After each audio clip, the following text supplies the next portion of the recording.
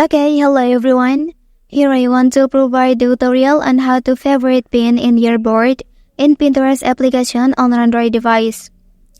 Well, favoriting pins allows you to bookmark or save content that you find interesting, inspiring, or useful.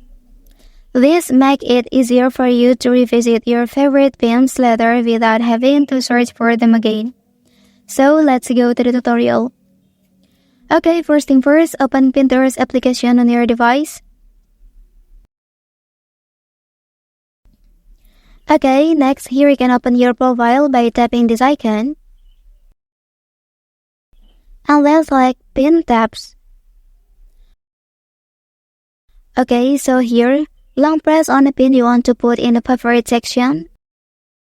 And then drag it to star icon. So, it will be appear in this tab. Okay, that's the tutorial on how to favorite pin in your board in Pinterest application on Android device.